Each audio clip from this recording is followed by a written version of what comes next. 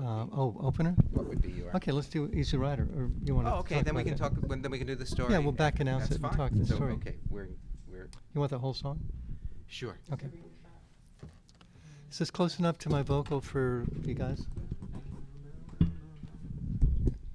Is this going to be close enough to my face for you?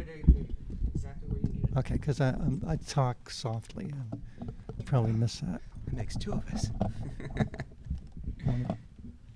Let's pull it up. Yeah, I got it. That's good there.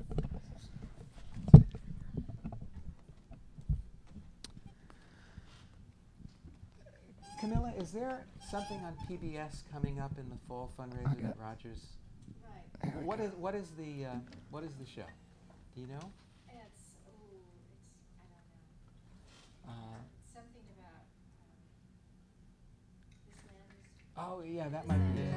That might be it. What is Rogers' role? Sings, I did some songs. I don't know how they cut it yet. Okay. I do 8 Miles High they and asked me to do something the else. pledge breaks in New York, and I think it's going to run here on December 2nd. You know what was great about that show was Barry McGuire was there. yeah, we got to hang with wow. and Tommy Smothers. We got to hang out backstage and talk. There were all this old time stuff. I mean, Tommy and Nikki used to open up for Bobby Darin when Roger worked with him. Oh man. So I mean, just the two of them reminiscing about the things. Something you don't want to talk about on the radio because it would embarrass. Roger got Tommy stoned and he missed his time. Yeah, and he's never forgiven me because it threw his timing off. Yeah, every time I see him, he goes, "You got me stoned and screwed up my timing." Where was this show done? Where was it? Philadelphia? No, Pittsburgh. Yeah, I knew it was a P word in Pennsylvania. It was all the old, all the old guys. In fact, the first guy Roger wrote a song with was Mike Suttle. Mike Suttle was there. Yeah. Oh man. So I'm looking forward to that. That's for It's already sure. aired in some markets. Oh yeah? Yeah. Yeah, I've got an th- email from people. Yeah, they do stagger them. You know, they're a universe unto themselves. Yeah, if I'm going to be looking at Pete and talking, why don't we just move him around a little bit? How's that? I'll be playing to Pete. Oh, am I peeing and popping? Yeah, I can. All right.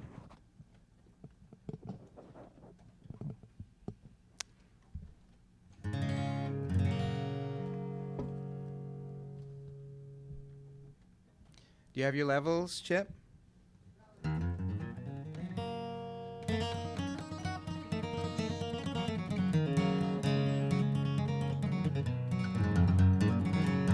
Well, gather round me, children, a story I will tell. But let's open with that, and we'll do Easy Rider later. Great. Absolutely. You ready to go, Chip? Roger, you ready? 1, 2, 3, 4. Well, let me lay the intro on top, which will be Pete Fornatale on Mixed Bag on location at the Museum of Television and Radio in New York City with my special guest, Roger McGuinn.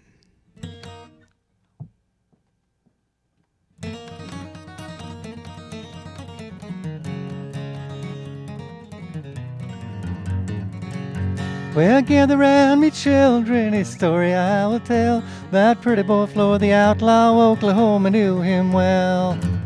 Was in the town of Shawnee on a Saturday afternoon. His wife beside him in a wagon, as into town they rode.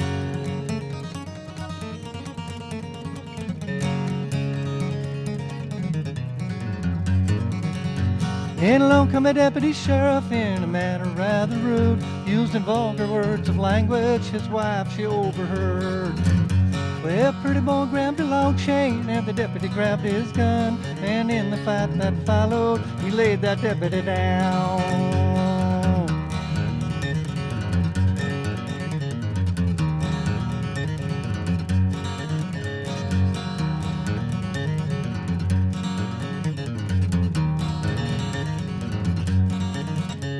He ran through the trees and bushes, he lived a life of shame. Every crime in Oklahoma was added to his name. Yes, he ran through the trees and brambles on the Canadian River shore, and many a starving farmer did open up his door.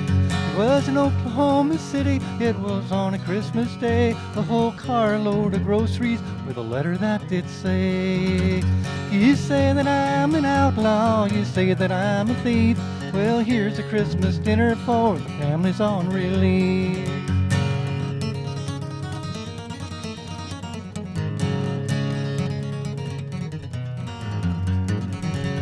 As through this life you travel, you're gonna meet some funny men. Some will rob you with a 6-gun, and some with a fountain pen. But as through this life you ramble, as through this life you roam, you will never see an outlaw take a family from their home.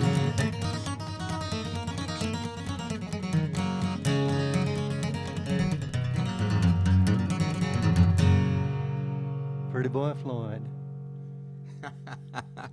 Which Byrds album did you first It was record on the that for? Sweetheart of the Rodeo. That's right. Written by Sweetheart. Woody Guthrie. Yes, indeed. Yes, indeed.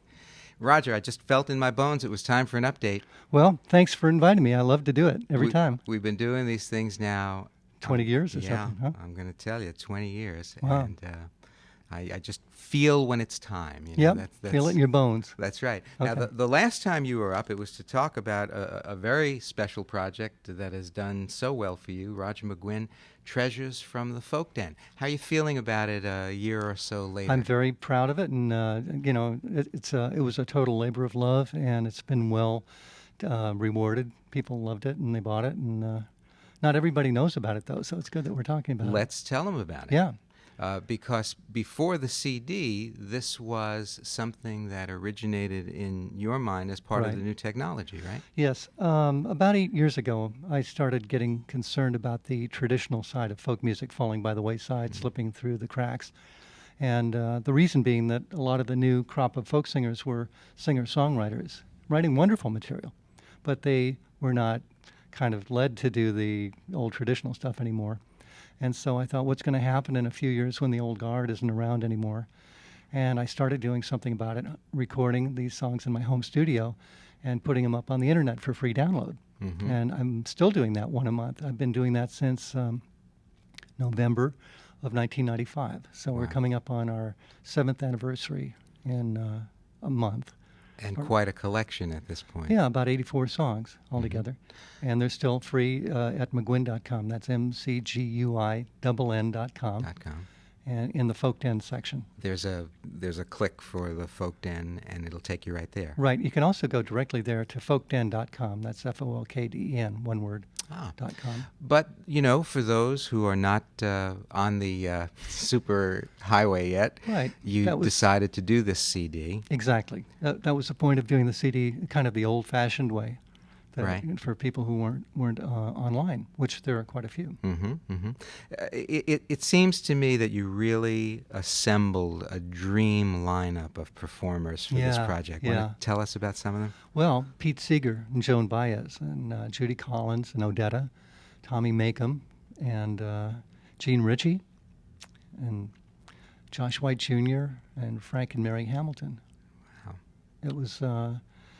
It sort of fell into place. A lot of these people were friends of Jim Musselman's, who owns Appleseed Recordings, Right. And that's the label this is on. And he had done a Pete Seeger tribute album a couple of years ago, and I was involved with that. Mm-hmm. So that's how I knew him. Which song did you do for the Seeger tribute? I did Turn, Turn, Turn. No, I'm sorry. I did Bells of Rumney. Bells. I have to tell you about Bells of Rumney. It was when we did it, and when Pete did it, he pronounced it Rimney. I got an email from a lady in Wales, probably about 4 years ago, and she said, I love the way you sing, but you've been mispronouncing the name of our town for 35 years. And she went on to tell me the RHY sound in Welsh is pronounced like ruh, like a U, you know. So it's not Rimney, it's Romney. Now, when you perform it, have you adapted it that Yes. way? In fact, I went to Wales and I did it for them, and I got it right, and they all cheered. Oh, that's great. That's great. So, yeah.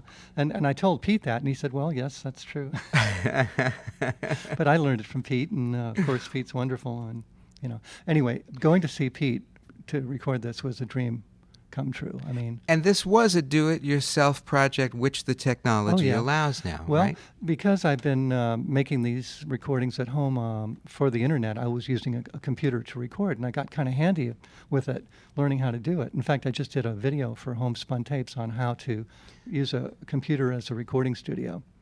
But so I knew how to do this, how to use a multi-track software program to emulate a recording machine, which, by the way, I looked up on the internet. A Sony 48-track digital machine goes for $252,000, and you can pick up a laptop for about $1,000. It'll do almost the same thing. Wow.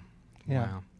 Yeah. So anyway, I- yes, I was versed in recording with the computer. So I took the computer to Pete's house, and I got Joan Baez in a garage at her road manager's house, and we went to Judy Collins' home studio. She's got a studio in her apartment in New York here. Jean Ritchie in the town where I live. Yes, we went to on your Long town. Island. Yeah. And went to her house, and she's got a home studio. But we all, in every case, we used my gear because I wanted to get it on my computer so I'd have it.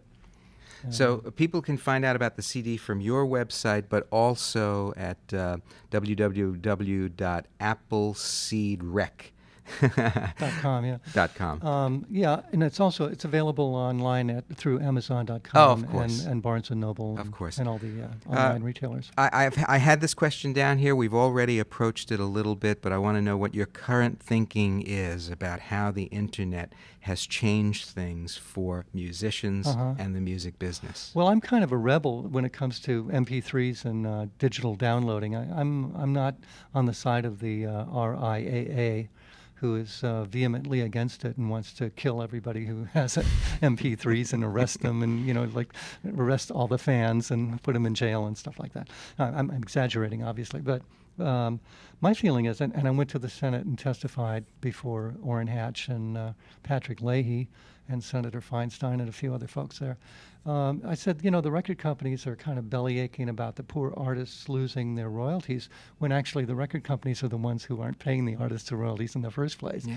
So, let's get on them about this. The real crime is not, people trading files online. The real crime is skimming the artist's royalties. Right. Let's fix that before we start screaming about this MP3 thing. We've had performers on this show who have told me that they had the big label deals many years ago and never really saw anything from it, and that by putting out their own things from their own website now, they're doing fine. They're making a living, right?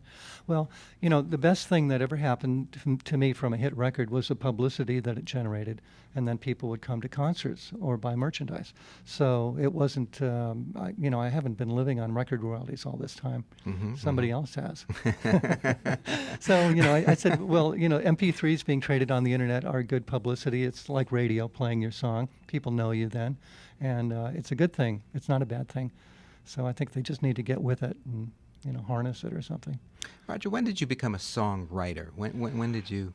Probably around 1960 or 61. I was living in New York. I was roommates with Mike Settle, who later went on to be part of Kenny Rogers' First Edition. And I just saw Mike for this PBS folk show that we did in Pittsburgh last year, or this year. And so Mike and I started writing songs. He was already a songwriter, and I kind of asked him to help me, what do you do? And he said, well, let's write a song together. So we did. We wrote, and I don't know this song. I haven't even tried to play it, but it was something like, Hallelujah, Christ. Okay. Hallelujah, Christ was born. Early Christmas morn, something like that. Anyway, it was a Christmas song, and we wrote it down and made a little tape of it and took it up to Al Brackman on Columbus Circle. He had a TRO publishing company there. It's called TRO, and Mike was already signed to him, and so we played the song for Al, and he liked it, and so he pulled out a contract, and he said, I like the song, let's do a deal on it. So we did, and I noticed in the contract that it provided $1 for the songwriter. So I said, where's my dollar? And he laughed. He said, he opened up his wallet and gave me a dollar out of cash, out of his wallet. He said, nobody's ever asked for that before. That was my beginning as a songwriter. And as a music businessman. Yes, well, I read the fine print, Hallelujah, Christ was born, early Christmas morn, something like that. Now, you had a lot of familiarity with the brill building method of writing songs, and I was very fortunate to get that. Yeah. Sure, it was a good training, but it was very different from the explosion that the singer-songwriter thing. Yeah. Well, in a way it was, in a way it wasn't. I mean, when you really analyze what the good singer-songwriters do, like I'll start with Dylan. Back in the 60s, when he started writing, he took a very methodical approach to it. He wouldn't just wait till the muse hit him. He would sit down with a typewriter, and I think he was inspired by Jack Kerouac, who was into the typewriter. Mm-hmm. And he would sit there all day long, every day. I remember he got a suite at or a hotel room at the Thunderbird Hotel on Sunset Boulevard, and you can see him up on the balcony with his typewriter all day long, every day. It was very methodical, and that's the brill building approach. So it's really not that different. Well, the discipline of songwriting, and maybe the style. Okay. The style, because the brill building, it was kind of a shotgun approach. He'd write a Frank Sinatra song or a Beach Boys song or whatever else was on the radio so at the time. What new frontier did Dylan open up for someone like you, for example? He actually kind of took the beat poet mentality and put it into rock and roll. I mean, pre-rock and roll, he put it into folk music. And then when he was living with that girl who was into protesting, he was a protest writer. Mm-hmm. And then he kind of drifted out of that and got into writing more subjective love songs and things like that. But he was writing with that beat poet mentality. He was a big fan of Kerouac's and hung out with Ginsberg and Peter Ulofsky. And, I just read a great book, by the way, by David Amram about his collaborations with Kerouac in the Village in the early 60s and late 50s, called Offbeat. Fascinating book. It kind of puts you there hanging out with Kerouac and, passing around a bottle of Thunderbird wine. And it was just a great feeling because I always admired Kerouac and I wanted to hang out with him. And, gee, I only missed it by a couple of years. Wow. Anyway. Just a couple. Yeah. One night that I cannot get out of my mind because it was like, I don't want to oversell this, but it was like the Mount Rushmore of rock and roll. It was Dylan's 30th anniversary party at Madison Square Garden. Gee, about 10 years ago now. Yes, it was 10 years ago. Wow. Man. And there were startling, wonderful moments all night long, but for me, the moment that just capsulized it was the performance of My Back Pages. Yeah. If I'm not mistaken, Bob himself, Eric Clapton, Tom Petty, Neil Young, Roger McGuinn, and the late George Harrison. Yeah, and we got a Grammy nomination for that too. It was quite a night. Actually, I wasn't really supposed to be in it, I think, but then somewhere along the line, maybe it was Tom said, why you let Roger come over and play too, because it was going to be kind of like a Super Wilburys or something like that. Yeah. So I went to the rehearsal and worked it out, and I remember teaching George the part because I'd sung the song for years, and he didn't know, he'd never tried it before, and I taught him how to phrase the in a soldier's stance, that whole verse. And anyway, it was a great night. Let's listen to that performance, which thankfully has been preserved on Bob's 30th anniversary celebration. All-star cast, My Back Pages. From the Bob Dylan 30th anniversary special, that is My Back Pages, by what I can't help but refer to as the Mount Rushmore of rock and roll. Bob Dylan, Eric Clapton, Tom Petty, Neil Young, George Harrison, and my special guest today, Roger McGuinn. Roger, we haven't spoken since George's untimely death. Yeah. I'm just wondering what your feelings were and are about George. I was very saddened by it. It was horrible to deal with that. When did you first cross paths? In 1965, we played a gig at the Blazes Club in London, and Derek Taylor, who had been the press officer for the Beatles, was working for the Byrds at the time, and he arranged for a room upstairs from the Blazes, and John and George were there, and we met the Beatles, for the first time. And then later that night or the next night, I met Paul over at his club, the Scotch on St. James Club. And he bought me a Scotch and Coke, which was his favorite drink at the time, and took me for a ride in his Aston Martin DB5. It was really a kick to meet the Beatles. British rock royalty, American rock royalty. Well, I was just, only 6 months prior to that, we'd been on the street looking up at the Beatles like everybody else, and here we were hanging with them. But you have always been generous in acknowledging George as your inspiration for the electric 12th string? Absolutely. I was an acoustic 12-string player from the 50s, and I had never heard of an electric 12 until the Beatles were given one by the Rickenbacker Company, and George used it in the movie A Hard Day's Night. And Crosby and Chris Hillman, Gene Clark, and Michael Clark and I all went to see A Hard Day's Night to kind of do a little reconnaissance run and see what the Beatles were playing and how to be more like them, because they were our heroes. And we said, oh, wow, look at that guitar. And at first it looked like a 6-string guitar because it had the 6 pegs sticking, in the back, so you couldn't tell it was a 12. But then George turned sideways, and I could tell it was a 12, and I went, I got to get one of those. And fortunately, they had one in L.A. at the time, and I was able to trade in my acoustic 12 for it. And the rest, as they say, is history. Yeah. George repaid the compliment in a way by doing a very Byrds-sounding like song. Yes. Well, Derek Taylor came over to my house with a preview copy of Rubber Soul, and he said, George wants you to listen to If I Needed Someone. And he wants you to know that he got it from the lick of Bells of Rumney, which, of course, Bells of Rumney goes like, oh, what will you give me? Say the sad bells of Rumney. And then,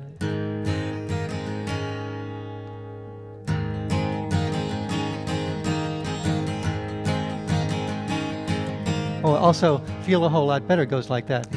The reason why, oh, I can't stay, have to let you go, babe, and right away, have to let you, dear, I can't stay on, and I'll probably feel a whole lot better when you're gone, oh, when you're gone.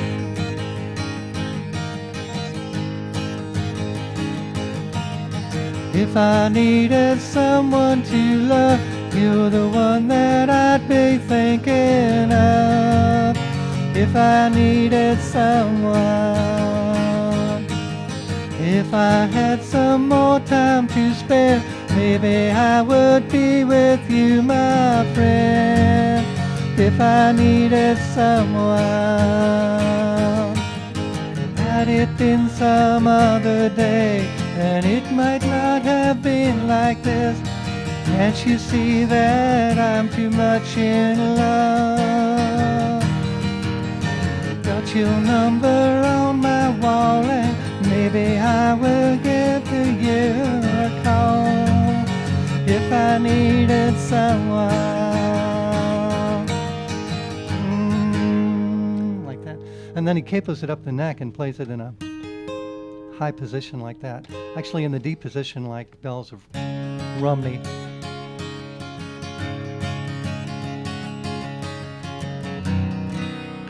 So there you have it.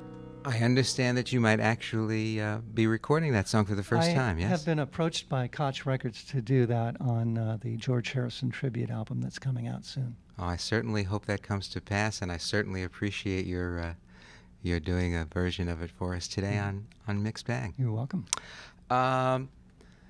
Still thinking about that night, I've always seen the link between, well, we talked about this before too, because you once went on tour with them. Dylan to Roger to Petty. Mm-hmm. There are times in Petty's music where he sounds amazingly like Bob. Yes. And times when he sounds amazingly like you. Well, he has his own style, and he can sound like whatever he wants to. I take it as a tremendous honor that he would want to sound like me at any time. And, the story I tell about how I first heard him was I was at my manager's house looking at some material outside material to fill out my Thunderbird album. And my manager was playing me different tracks from different sources, some tapes, some records, I don't know what else. It was before there were CDs, so there wasn't CDs.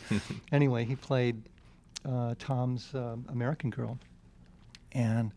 And I was kidding my manager. I said, when did I record that? I thought maybe it was something like an outtake or something I'd recorded somewhere. But no, I didn't really think that.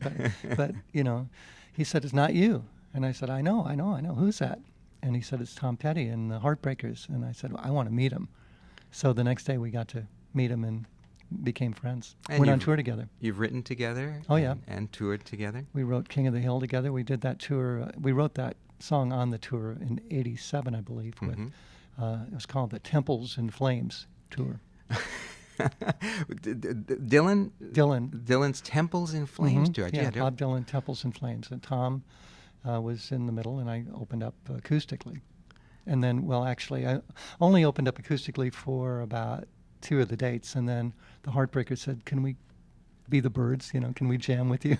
How cool is and that? It was wonderful. Well, they recorded I'll Feel a Whole Lot Better. Yeah. They got that lick right there. Mike Campbell researched the break, and it's like...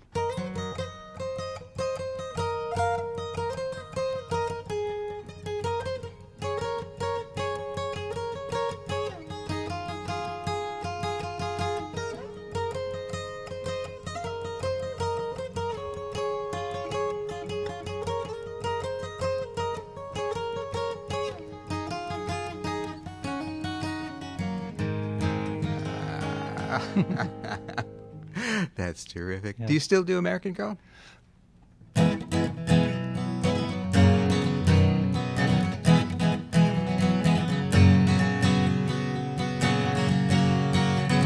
Well, she was an American girl, raised on promises.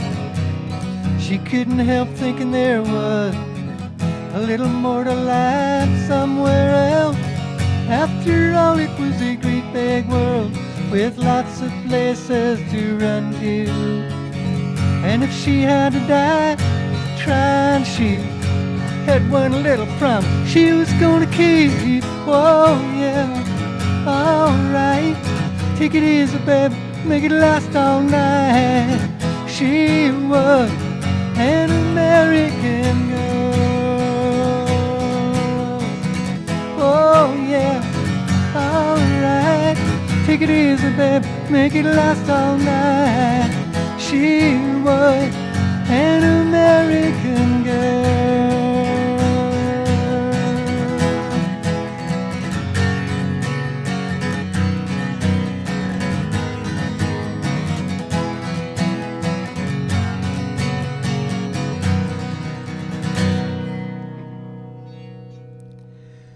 So I guess the answer to that question is yes. Yeah, well, that was like football highlights.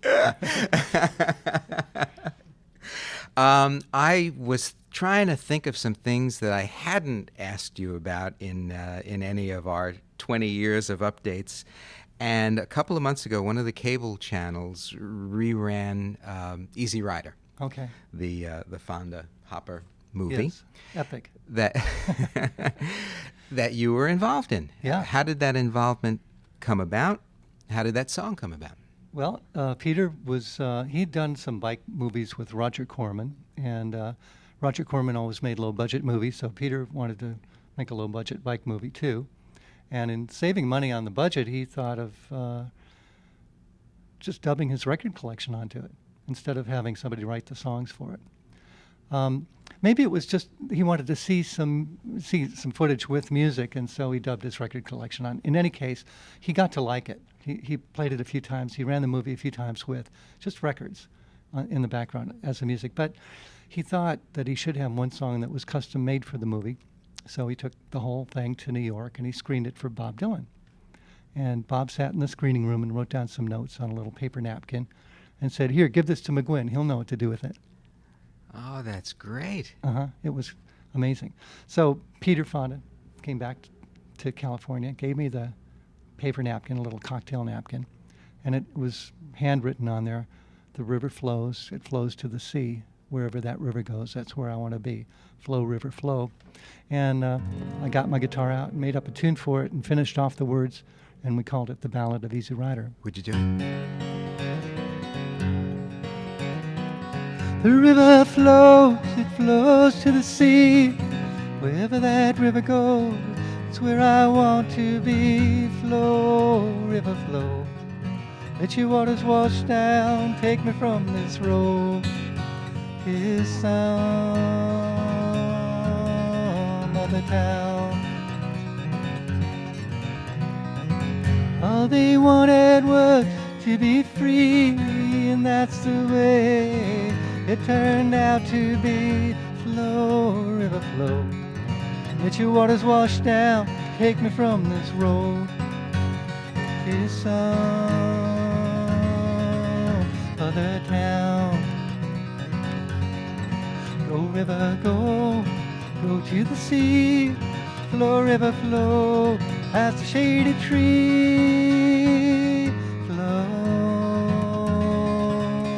to the sea. The river flows, it flows to the sea. Wherever that river goes, that's where I want to be. Flow, river, flow. Let your waters wash down, take me from this road to some other town.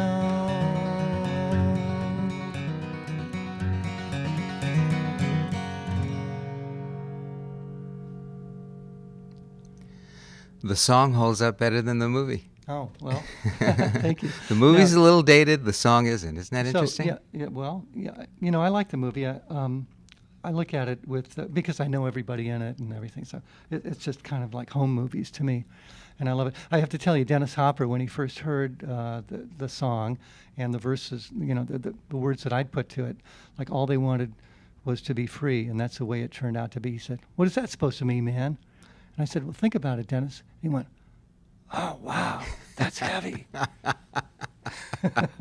And then I got to tell you one other thing. When we put the song on the album and in the movie, I gave Dylan a credit because he'd written half of it.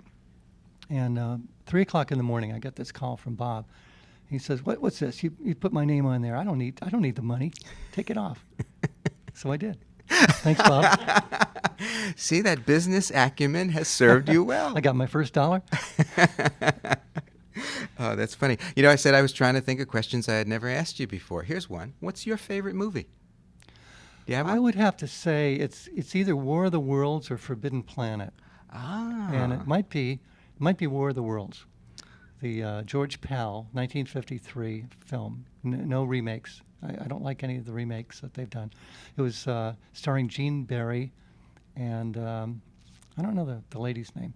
Anyway, it was quite a beautifully done movie. It was the special effects were incredible, considering they didn't have the equipment that they time. have now, like you know, Industrial Light and Magic and all that sort of thing Yeah. with the computers. They didn't have that, so they made these alien spaceships look so real. They scared me to death when I was like 10 years old. Isn't that funny? I mean, your influences early in life Yeah. keep getting reflected over and over again. Maybe your whole thing about technology and gadgets and flight certainly could have come to... Well, I was already into that at that point. My grandfather was an engineer in Chicago, worked on some of the bridges over the Chicago River, and he was obviously into technology, and he instilled that love in me. He would take me to Chicago's Museum of Science and Industry every Sunday, and I would push buttons and things would whir. One of my favorite displays, and this is probably in the 40s, was a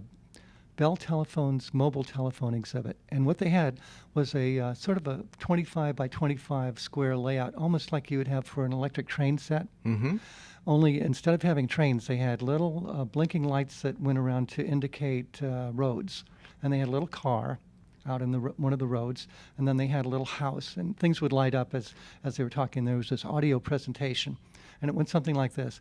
The phone would ring, and the nurse would answer, Dr. Phillips' office, and a frantic mother would say, little Susie's just swallowed some poison. What do I do? And the nurse says, well, Dr. Phillips is not in right now, but perhaps I can get him on his mobile telephone. Mobile telephone. So then you see the little lights going out, and now you see radio waves coming off the tower, and they go, flash, flash, flash, flash. And then Dr. Phillips gets it. He's Dr. Phillips here, and it's little Susie swallowed poison. Well, I'm going right over there right now. And he goes over and saves little Susie. Well, that got me to want a mobile telephone. So actually, I did. By 1970, I had one in a briefcase. And I remember used to carry that. it around everywhere. It's like the guy who carries whatever the code is for the president. Yeah, like the attaché with the handcuff on it. Yeah. It was the greatest gadget. They only probably sold him to the CIA and me. I was the only civilian that had one. And one time I put a CIA sticker on it that I'd gotten from Time magazine, and I cut it out and taped it on the front of it. And I was going through airport security, and the airport security was very suspicious of me because I had long hair. But they opened up the telephone, and they said, "Is this your company?" And then they looked at it, and they closed it real fast, and they gave it to me and said, "Go on through, go on through." I wonder what that experience would be like in the current atmosphere I don't at think it would airports. do very well. No, no, that joke wouldn't play today. I was going to say the Dick Tracy wristwatch Radio. Yeah, that was like That was so they futuristic. still haven't got that. I mean, it's getting there. They're close. Yeah, it's getting real close. I know, but you still have to wear something on your hip and run the wire down your sleeve. That's kind of cheating, I think. Yeah. Dick Tracy to a new generation is Warren Beatty. They don't relate to the comic strip, which has been gone for so long. But, every Sunday, Crime Stoppers Handbook. Oh, yeah. Oh. The Sunday papers. You mentioned your most recent encounter with Pete Seeger earlier, yes. and people can hear that on Treasures from the Folk Den that we were talking about earlier. What was your earliest encounter with Pete? Well, I ran into him in Chicago at a concert that was kind of aborted for some reason. It was at the Navy Pier. And he doesn't remember this, of course, because I was just one of maybe 50 adoring teenage boy fans and I had my banjo with me.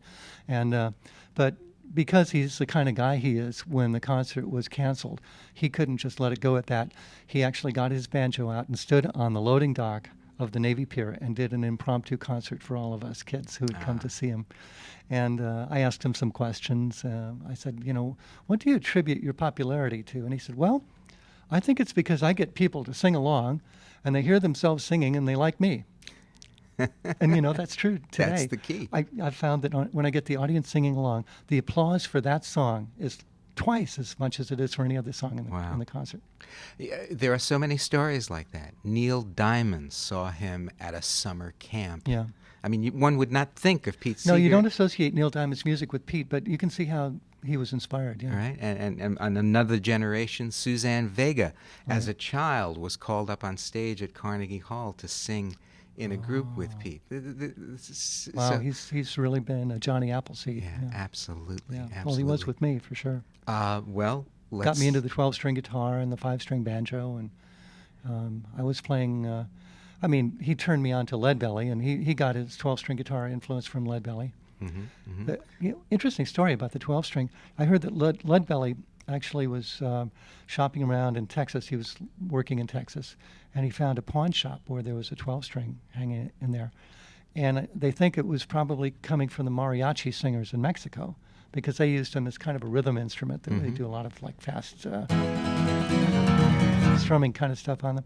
But Leadbelly picked it up, and he played bass notes. He turned it into a bass, bass run kind of blues guitar. And that's how the 12-string became popular. And Pete, of course, carried the torch after Leadbelly was This gone. is something that I have asked you before, but I'm going to ask you again. The turn, turn, turn connection. Yes. Well, I heard Pete do Turn, Turn, Turn around the time he wrote it. And then in 1963, I was musical director on Judy Collins' third album for Elektra, and she did the song. And then after the Byrds had become popular, we were on a bus tour, and somebody asked me if I knew the song, and I started playing it.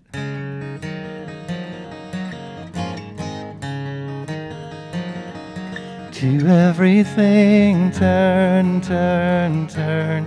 There is a season, turn, turn, turn. And a time to every purpose under heaven. A time to be born, a time to die, a time to plant, a time to reap, a time to kill, a time to heal, a time to laugh, to weep. Do you want me to do the whole song? Yeah. Okay, let me get a little, clear my throat. Phlegm. I think it's a perfect time. I mean, especially with Sure. what's going on in the world. I'll do it from the start again. But I have to tell you about the song. I changed the chords subconsciously in doing it the way, because Pete had written it like, to everything turn, turn, turn. There is a season, turn, turn, turn. And a time to every purpose under heaven. And I was going, to everything turn, turn, turn. There is a season, turn, turn. And a time to every purpose under heaven. Put a lot of passing chords into it. So Pete's redoing his book, Where Have All the Flowers Gone? And he actually got into the Byrds version of it recently, and he's going, that's really good. He was really liking it. He sent me this big letter about it, and he's going to reprint the Byrds version of it along with his original version of it. So I'm really honored. It's, yeah.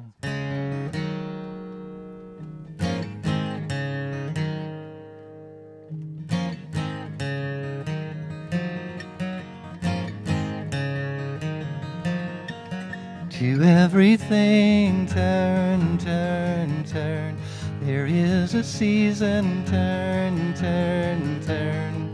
And a time to every purpose under heaven. A time to be born, a time to die, a time to plant, a time to reap, a time to kill, a time to heal, a time to laugh, a time to eat. To everything turn, turn, turn. There is a season, turn, turn, turn. And a time to every purpose under heaven. A time to be loved, a time to break down, a time to dance, a time to mourn, a time to cast away stones, a time to gather stones together. To everything turn, turn, turn. There is a season, turn, turn, turn.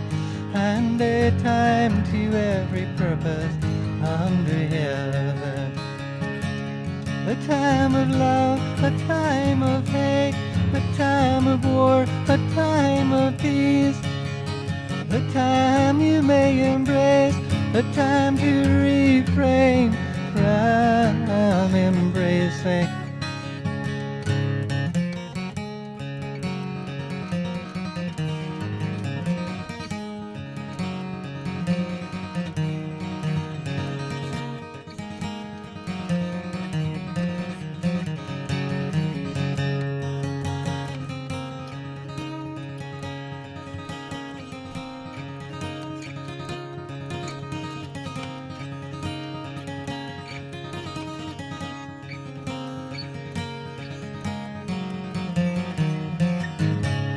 To everything turn, turn, turn. There is a season, turn, turn, turn. And a time to every purpose under heaven. A time to gain, a time to lose, a time to reign, a time to sow, a time for love, a time for hate, a time for peace. I swear it's not too late.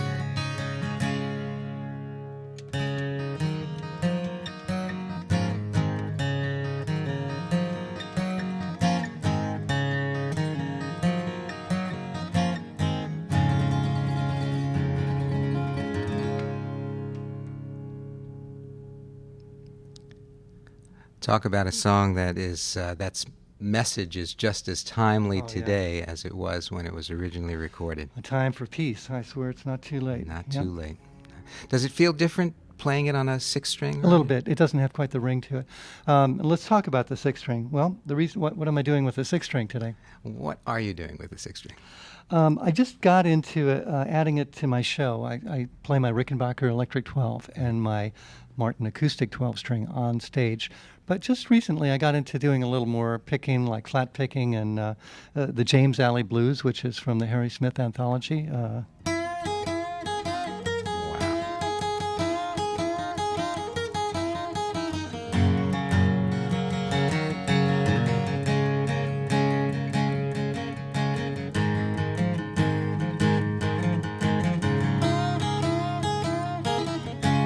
The times ain't now nothing like they used to be. Times ain't now nothing like they used to be. I tell you the truth, but won't you take my word from me? I seen better days, but I ain't putting up with these. Seen better days, but I ain't putting up with these. I had a lot better time with the women down in New Orleans. 'Cause I come from the country, she thinks I'm easy to lose. Come from the country, she thinks I'm easy to lose. She wants to hitch me to a wagon and drive me like a mule. I bought her a gold ring and I paid the rent. Bought her a gold ring and I paid the rent. She wants me to wash her clothes, but I got good common sense. If you don't want me, why don't you just tell me so? If you don't want me, why don't you just tell me so? It ain't like a man got nowhere to go. I give you sugar for sugar, but all you want is salt for salt. Sugar for sugar, but all you want is salt for salt. If you can't get along with me, it's your own fault. Well, sometimes I think you're just too sweet to die. Sometimes I think you're just too sweet to die. And other times I think you ought to be buried alive. The James Alley Blues. Roger, I don't think we've ever worked you this hard before. Thank you so much for all this. I love doing that song. That's one of my favorite songs. And I need a six string for it because you really can't bend a 12. So that's what I got into doing the six string for, and that's what I have it here for. And also this...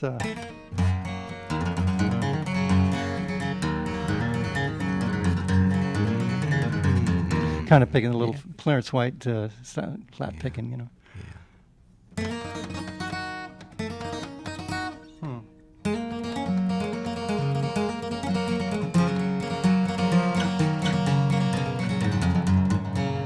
Stuff like that. Let's do a recap. You've got two videos, not just one. There's the one about home recording with the computer. Right.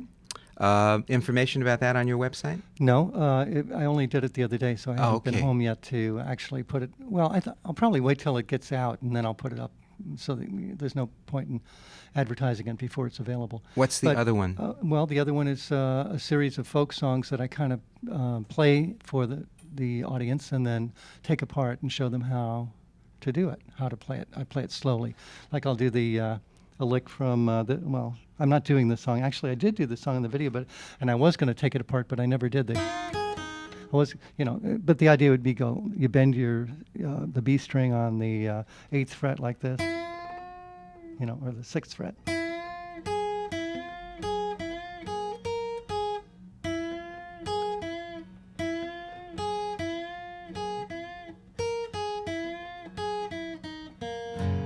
You'd show it to him in slow motion. So it's a step-by-step. It's an instructional video.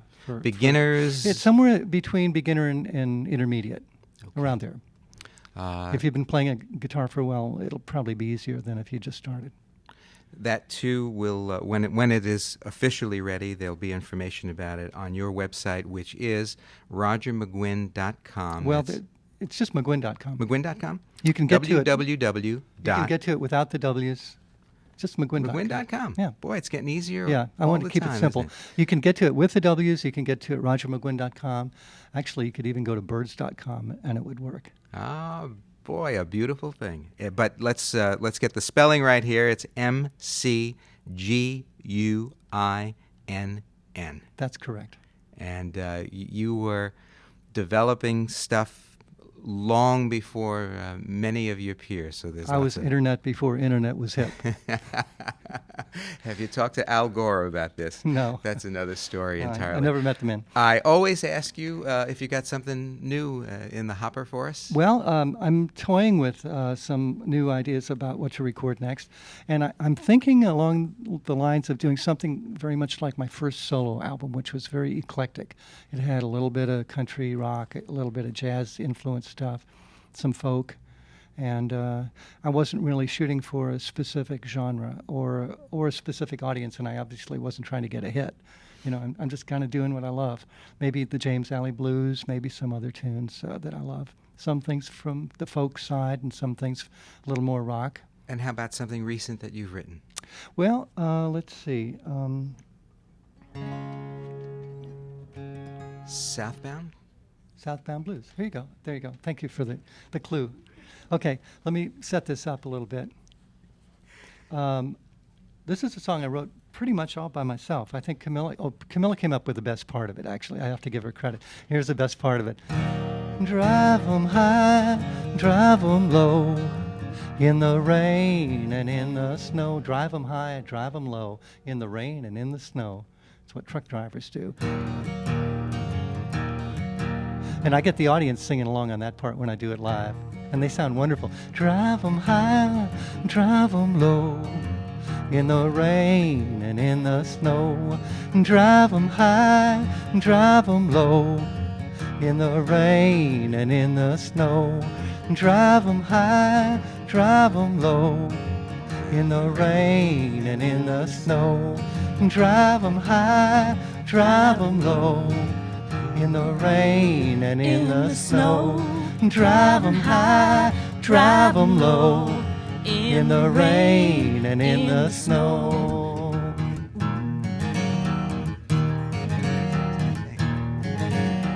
You better come back, because it comes back in the... It's going to come back. Now, this is all stuff that I heard the truckers say, listening to the radio. Well, I'm rolling down the interstate, southbound 95, dodging little four-wheelers and trying to stay alive. They've been running in the hammer lane and driving real slow, and they always cut in front of you no matter where you go. They hit the brakes and slow you down and make you go around. And when you try to pass them, they stomp the pedal down. They never use the blinkers when they change into your lane. It's enough to make an over-the-road driver go insane. Drive 'em high, drive 'em low, in the rain and in the snow. One more. Drive 'em high, drive 'em low, in the rain and in the snow. I drive a 1990 Peterbilt, just turned 1,000,000 miles. The engine's all mechanical or pre-computer style. I like that 'cause I can do all the work myself, and knowing that it's running right is better for your health. Smokey taking pictures at the 22-yard line, but we heard it on the radio and slowed it down in time. Navigating through the alligators on the road, getting 40 cents a mile for driving down this load. Drive 'em high, drive 'em low, in the rain and in the snow. Drive 'em high, drive 'em low, in the rain and in the snow. Well, the chicken coop is open at the Georgia 55. The chicken weights and logbooks by the time that we arrive. I know this truck's loaded down with more than they allow, but I gotta get it down this southbound highway anyhow. Got a thermos full of coffee, gonna make it all the way. Gonna get this truck to Florida before the break of day. Someday I'm gonna go there just with my little girl. We're gonna see the sights and ride the rise of Walt Disney World, yeah. Drive 'em high, drive 'em low, in the rain and in the snow. Drive 'em high, drive 'em low, in the rain and in the snow. Drive 'em high and drive 'em low, in the rain and in the snow.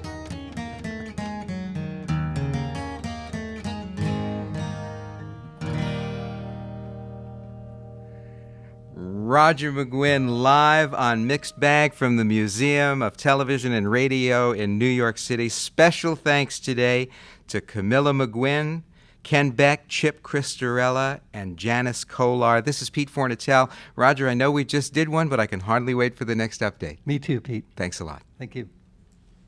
Yay! Woo! Thank you. Boy, that was, I'm serious. I don't think we ever got that much live music. I mean, just because we can stretch out here and because it is a good feeling. Chip, did you meet Roger? Okay, this guy has, they have made this lovely facility available to us, and you've